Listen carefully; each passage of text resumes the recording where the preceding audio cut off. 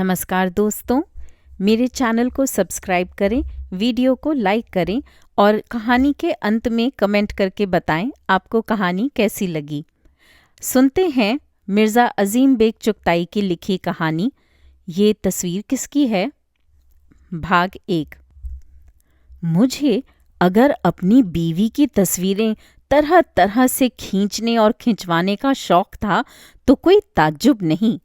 तस्वीरें खिंचवाईं, जगह जगह से एनलार्ज करवाईं, हर रुख से बिठाकर तस्वीरें लीं, हर लिबास और हर ढंग से तस्वीरें खींचीं, चौखटे लगवाए, उम्दा उम्दा फ्रेम बनवाए, तस्वीरों में तरह तरह के रंग भरवाए, गरज मुसव्वरी की हद कर दी और कमरे को चित्रशाला बना दिया।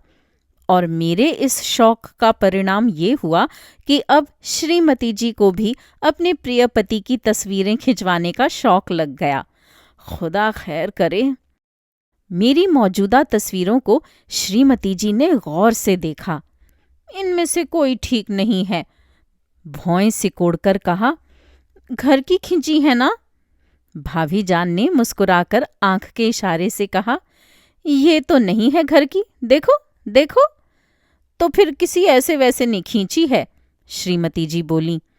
नाम नीचे लिखा है, फिर ऐसे मशहूर फोटोग्राफर की दुकान, झल्लाकर श्रीमती जी ने कहा। ऊंची दुकान, फीका पकवान, बेगार टालते हैं सब, इससे अच्छी तो खुद मैंने खींची है। आखिर इसमें खराबी कौन सी है? भाभी जान ने श्रीमती जी से पूछा।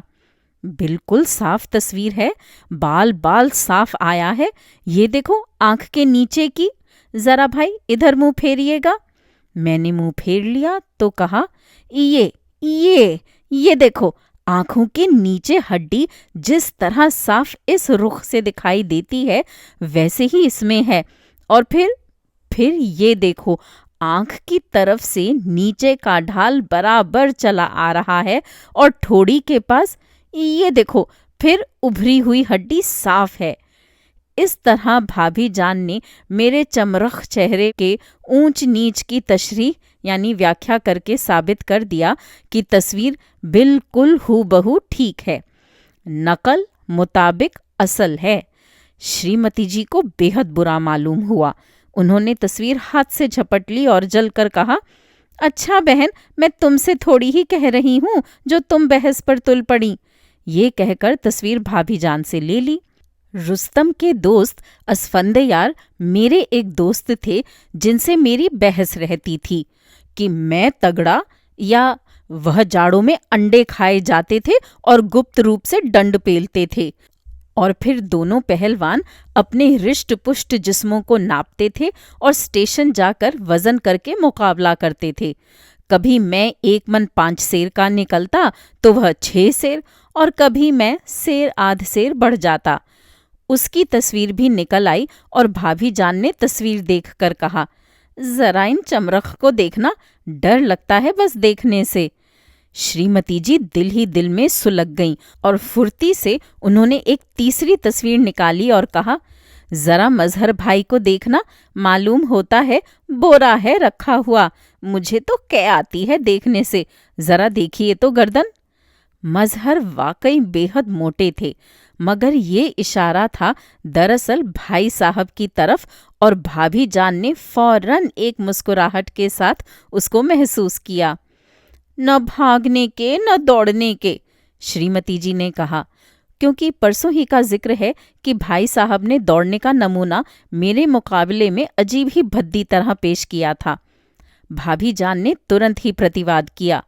खैर, दौड़ने भागने की भले आदमियों को जरूरत ही क्या है, मुर्गियां पकड़ने के लिए नौकर हैं। दरअसल मुर्गी निकल भागी थी और उसके सिलसिले में एक तरफ से भाई साहब ने लगे हाथों उसको घेरने की कोशिश की थी और दूसरी तरफ से मैंने। जो दौड़ धूप ना पाए वह आदमी ही क्या, श्रीमती जी ने कहा और अपनी तस्वीरें समेटकर चलती बनी। मुझसे श्रीमती जी ने कहा, आज शाम को फोटोग्राफर को ले आना। भाग 2। फोटोग्राफर आया तो सबसे पहले श्रीमती जी ने उसका कैमरा देखा। फोटोग्राफी जैसी जानती थी मुझे खूब मालूम था, मगर फोटोग्राफी से ज़्यादा वह कोडैक और जाइस्किन और दूसरे मशहूर कारखानों के कैमरों और लेंसों से तो नहीं, लेकिन हाँ, लेंसों की फहरिस्तों से, या फिर दूसरे शब्दों में कैमरे और लेंसों के नाम और कीमतों से अच्छी तरह वाकिफ थीं। और सच तो ये है कि यही उनकी फोटोग्राफी का महासल यानी सार था। कौन सा लेंस है आपके कैमरे का? श्रीमती जी ने फोटोग्राफराना शान से पूछा। फोटोग्राफर ने जवाब में एक अजीबो गरीब ऐसा जर्मन नाम बताया जिसका समझना हम लोगों के लिए गैर मुमकिन था। श्रीमती जी के चेहरे पर एक खफीफ सी अनभिज्ञता की घबराहट पैदा हुई। उन्होंने ख्वाब में भी ये नाम न सुना था, मगर लुत्फ तो देखिए। अच्छा कहकर उठा लिया, सिर को जरा सा हिलाकर पढ़ा। लेंस के डब्बे पर लंबा सा लेंस का नाम दर्ज था। या तो ये लेंस की किस्म का नाम था, नहीं तो कारखाने का नाम तो शर्तिया था।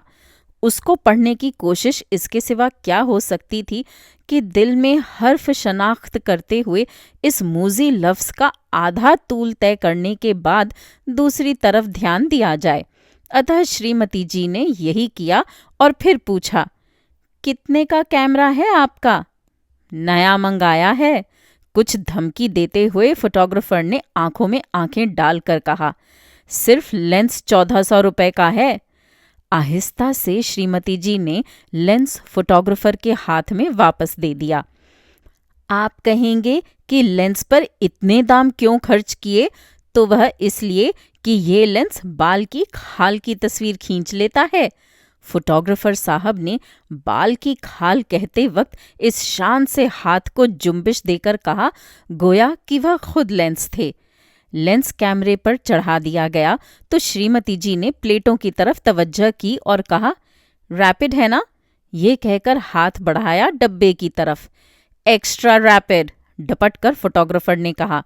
श्रीमती जी को मालूम हो गया कि फोटोग्राफर दबाव में आने वाला नहीं, वरना उससे पेशतर जो आया था उसको तो उन्होंने ना मालूम कितना सिखाकर छोड़ा था। कैमरा मौके पर लगा दिया गया और श्रीमती जी ने मुझे हुक्म दिया कि कपड़े पहनो। मैंने कोट पहन लिया और टाई लगा ही रहा था कि श्रीमती जी कमरे में पहुंची। आपको तो मुझसे जिद है, ये कहकर टाई हाथ से घसीटकर दूर फेंकी। हैं? मैंने मुंह फाड़ा। कोई दूसरी टाई ही नहीं जुड़ती, बस यही रह गई है। सुबह यही, शाम यही, सुबह यही, शाम यही। ट्रंक खोलकर डब्बे से एक नई सी टाई निकाली और हाथ में टाई लेकर कहा, और कोट? कोट। मैंने कोट की तरफ देखा। क्यों, क्या हुआ? जैसे जानते ही नहीं कि स्याह कोट होना चाहिए। ये कहकर सर्दियों का आसमानी ब्लेजर निकाल लाई। मार डालोगी गर्मी में? मैंने ब्लेजर को देखकर कहा। खुदा के लिए, आपको तो फिजूल बातें आती हैं, एक लम्हा भरा को पहनना है। ये कहकर ब्रश किया जाने लगा। आइए साहब, फोटोग्राफर ने कहा। मैंने जल्दी जल्दी कपड़े पहने और चला बाहर को।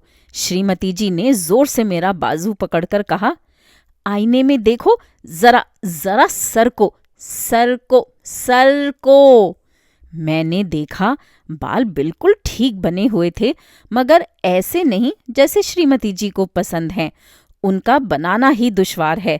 मैंने कहा, खुदा के वास्ते मुझसे वैसे बाल न बनवाओ, औरतों जैसे। क्या आप फिजूल बातें करते हैं? नहीं मानेंगे आप?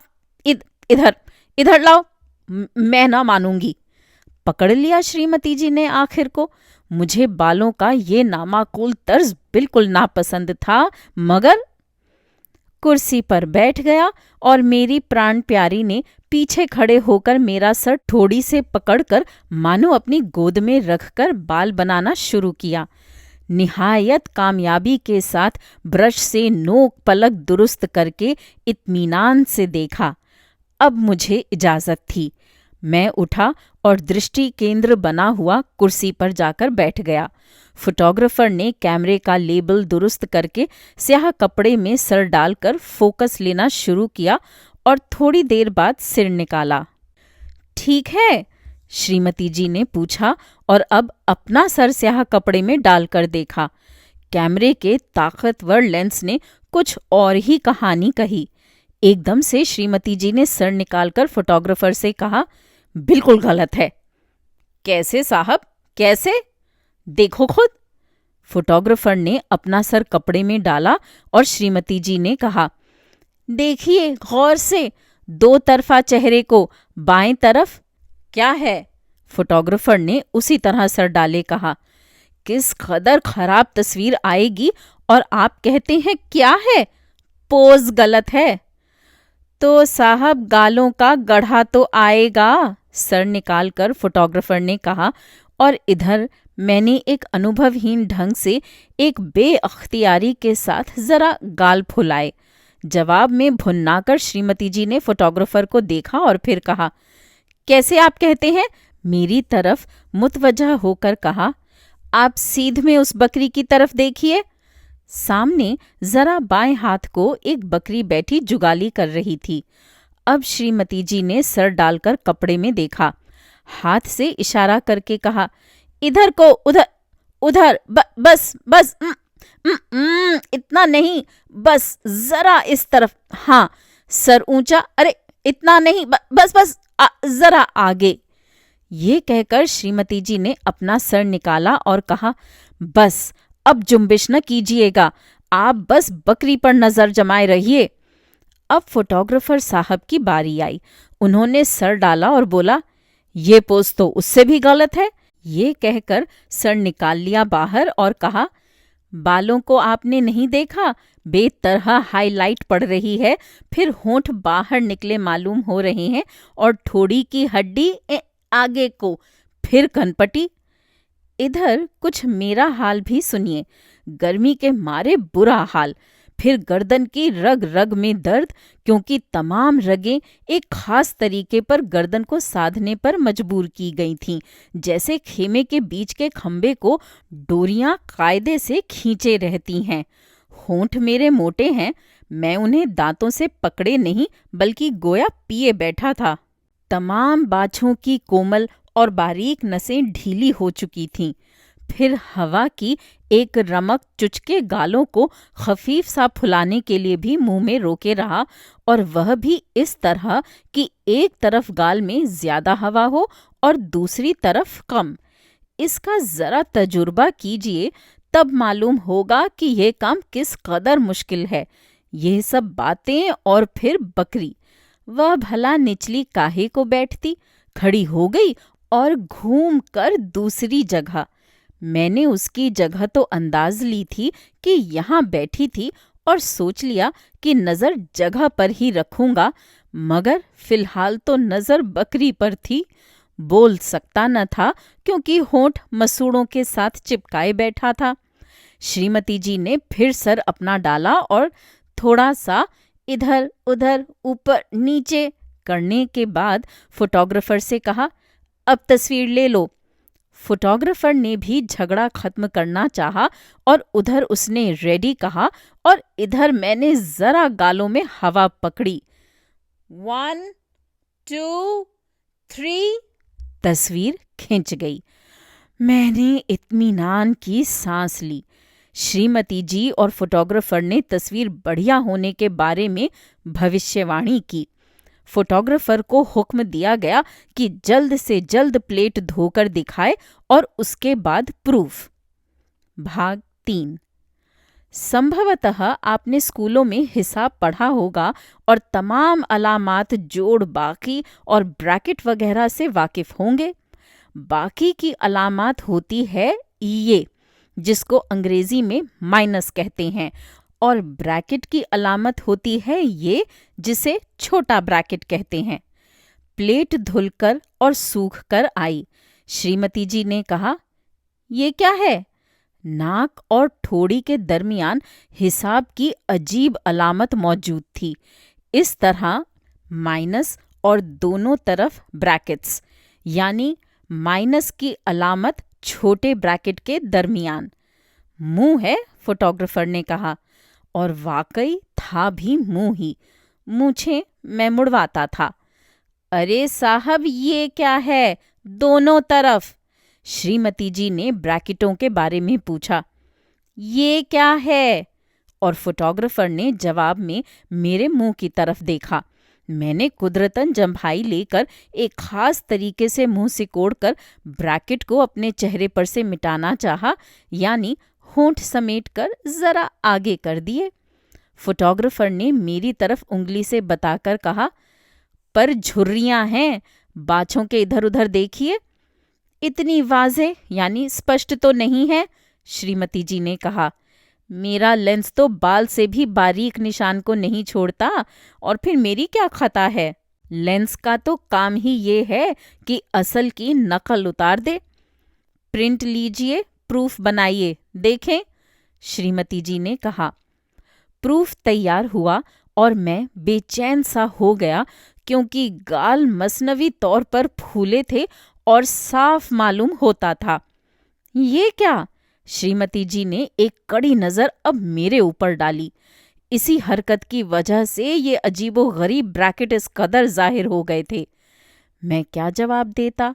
कुछ हकलाकर मुजरिमाना अंदाज से लाल पीली आंखों को देखकर दिल ही दिल में पढ़ने लगा, तू अगर चाहे उलट दे पर्दे वज़्म मजाज, कोई शय मुश्किल नहीं है हुस्ने बरहम के लिए। श्रीमती जी ने प्लेट उठाकर वह फेंकी तो झन से फर्श पर गिरकर खील खील हो गई।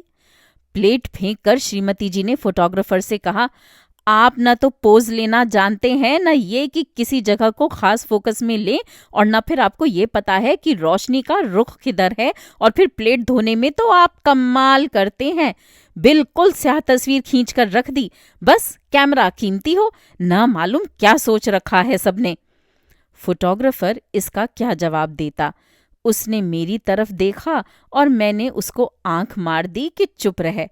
वह एक ताजिर यानी व्यापारी आदमी समझ गया और बोला, आप खफा क्यों होती हैं? मैं दूसरी तैयार करता हूं अभी। आपसे नहीं खिंचेगी, श्रीमती जी ने कहा।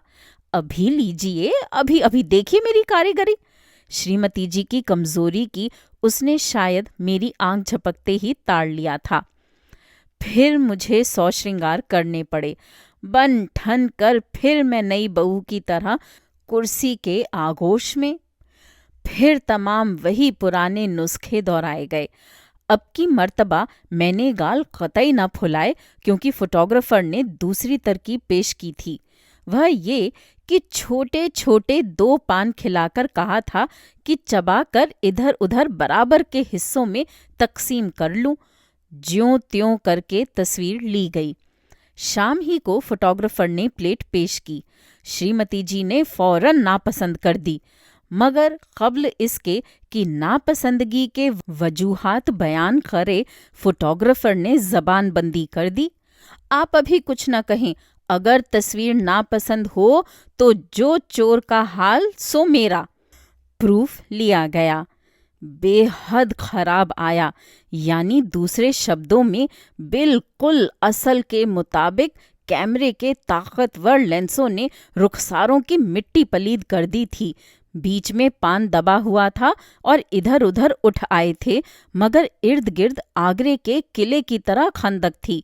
ब्रैकेट मुंह के दोनों तरफ बदस्तूर थीं, मगर इतनी जाहिर बेशक नहीं थी जितने गाल वैसे फुलाने से पेशतर वाली तस्वीर में आ गई थीं।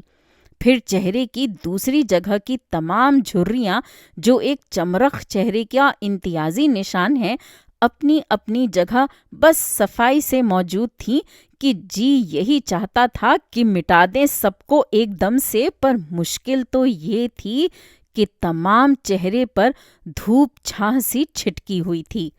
आईने में शायद अपनी सूरत की कुछ खराबियां ऐनक आंखों के सामने लाजमी तौर से होने की वजह से दिखाई देना दुश्वार है, मगर एक ताकतवर लेंस और उम्दा कैमरे ने कच्चा चिट्ठा खोल कर रख दिया है। फोटोग्राफर इस बेहतरीन तस्वीर को नामुकम्मल और खाका का लक़ब देकर ले गया रीटच करने के लिए, वरना वाकया तो ये है कि तस्वीर न सिर्फ मेरी बेहतरीन तस्वीर थी, बल्कि बिल्कुल मुताबिक असल। अरे बुलाना तो जरा। श्रीमती जी ने बौखलाकर फोटोग्राफर को बुलवाया। वह आया तो श्रीमती जी ने उंगली के इशारे से प्लेट को देखकर बताया, ये ना आना चाहिए, यानी ब्रैकेटें। फोटोग्राफर ने इत्मीनान दिलाया कि इसका तो पता तक न चलेगा। भाग 4। 5 रोज बाद का वाकया है कि मैं कॉलेज से वापस आया। सारा कमरा आईने की तरह गोया चमक रहा है। श्रीमती जी कमरे में खड़ी दोनों हाथों की मुट्ठियों को दूरबीन बनाए हुए दीवार की तरफ देख रही थीं। मेरे पैर की आहट सुनकर मेरी तरफ देखा। मेरा एक कदम बरामदे में था और दूसरा कमरे में। हम दोनों ने एक दूसरे को देखा और फिर मैंने दीवार की तरफ। सामने मेरी तस्वीर दीवार पर लगी थी।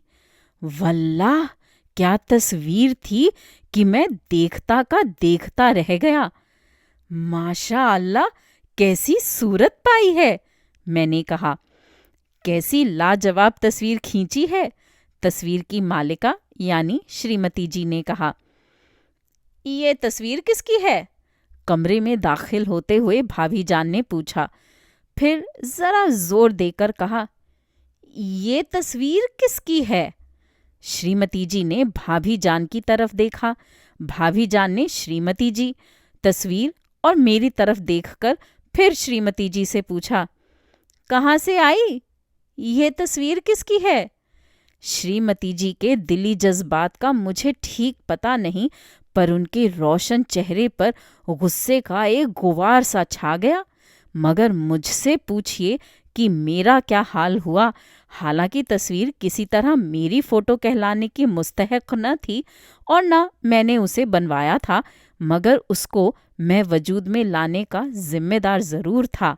भाभी जान ने शायद खामोशी के कुछ मानी लिए और गौर से तस्वीर और मेरे चेहरे का मुकाबला करके मुस्कुराकर अपने सर को जुम्बिश देकर कहा, आपकी है? सच बताइए, आपकी है ना? उफ, श्रीमती जी ने जलकर कहा। उफ, कैसी बनती हैं आप जैसे। इतने में खट से दरवाजे की चौखट पर आवाज हुई और भाई साहब ने अपनी बुलंद आवाज में कहा, क्या है? हैं? ये तस्वीर किसकी है? खूब, ये आपकी तस्वीर है, भाभी जान ने कहा। ये तस्वीर किस गधे ने खींची है? भाई साहब ने कहा। ला हौल वे ला कुव्वत। श्रीमती जी के यहाँ इस वक्त कबाबों की दुकान लगी हुई थी। क्या मैं जवाब देता और क्या वह। भाभी जान के चेहरे पर सख्त शरारत आमेज मुस्कुराहट जाहिर हो रही थी। उन्होंने जल्दी जल्दी ऐनक साफ की और गौर से ऐनक दाहिने हाथ से पकड़कर मुझे देखकर अब तस्वीर को निहायत ही गौर से देखना शुरू किया। उनका चेहरा ज्यादा चमकने लगा, मुस्कुराहट ज्यादा नुमायां होती गई। श्रीमती जी उनके चेहरे की तरफ टकटकी बांधे देख रही थीं। जिस मुनासिबत से भाभी जान खिलती जा रही थीं, उसी मुनासिबत से श्रीमती जी के चेहरे पर गमो गुस्सा की तहरीर पुरदाब होती जा रही थी। इत्ता के जंग। भाभी जान कमरे से कह कहे लगाती गईं। जब जरा गुस्सा कम हुआ तो श्रीमती जी ने उस साजिश का अंदेशा जाहिर किया जिसको भाभी जान ने शुरू किया था। दरअसल भाभी जान और भाई साहब दोनों लड़ने की नीयत से मशविरा करके आए थे। अभी ये बातें हो ही रही थीं कि शेखानी बुआ आ पहुंची। ये तस्वीर किसकी है? उन्होंने गौर से देखकर रकाबी से तस्वीर की तरफ इशारा करके मुस्कुराते हुए कहा, किसी फिरंगिन की है? मेम की? श्रीमती जी इस जोर से फट पड़ी कि खुदा की पनाह, ऐसी बातें वहीं यानी भाभी जान से जाकर किया करो, खबरदार जो मुझसे ऐसी बातें की। बड़बड़ाती हुई बी शेखानी कमरे से निकल गईं। इतने में खरबूजे वाली आ गई। रोज आती थी। मेरी दानिस्त में भाभी जान के कमरे की तरफ से होकर ही आई थी, जब ही तो उसको उन्होंने सिखाकर भेजा। उसने आते ही बजाय खरबूजों की बातचीत करने के फौरन श्रीमती जी की तरफ देखकर पूछा, ये तस्वीर किसकी है? निकल यहाँ से, श्रीमती जी ने आग बबूला होकर कहा, निकल यहां से चुड़ैल, निकल, नहीं, निकल निकल। मशीन का शटल मंगवाया है। मुड़ के श्रीमती जी ने देखा, पड़ोस के बंगले में श्रीमती जी की मुंह बोली बहन रहती थी। उन्होंने लड़के मुलाजिम को शटल लेने भेजा था। अच्छा, देती हूँ, श्रीमती जी ने कहा। ये तस्वीर किसकी है? उसने गोया जवाब दिया। श्रीमती जी ने एक चांटा इस जोर से उसके गाल पर दिया कि जब तक वह लकड़ी तलाश करे करे वह रोता हुआ भागा। अबे शटल तो लेता जा, मैंने पुकार कर कहा, मगर वह तो डबल जा रहा था। अभी श्रीमती बड़बड़ा रही थी कि भाभी जान के यहाँ से आया जी आई। भेजी गई थी वह श्रीमती जी की तबीयत का हाल पूछने, मगर देखिए तो मकारा की बातें कि पूछती हैं, ये तस्वीर किसकी है? एक डांट बताई श्रीमती जी ने और डपट कर निकाला, मैं तो तबीयत पूछने आई थी। चूल्हे में जाए तबीयत, निकलो यहां से। आया जी गई ही थी कि भिश्ती का लड़का आया इनाम मांगने। उसकी खबर ली गई कि धोबे नाई। उसके बाद वालिदा साहिबा आईं, फिर नानी अम्मा आईं और उन्होंने भी आंखें मिचकाकर यही पूछा। दिन भर इसी हड़बौंग में कटा। शाम को जो मैं वापस आया हूं तो क्या देखता हूं कि एक लकड़ी मोटी सी रखी है। सब्र का प्याला लबरेज हो चुका है। अगर अब किसी ने पूछा कि ये तस्वीर किसकी है तो उसकी खैर नहीं।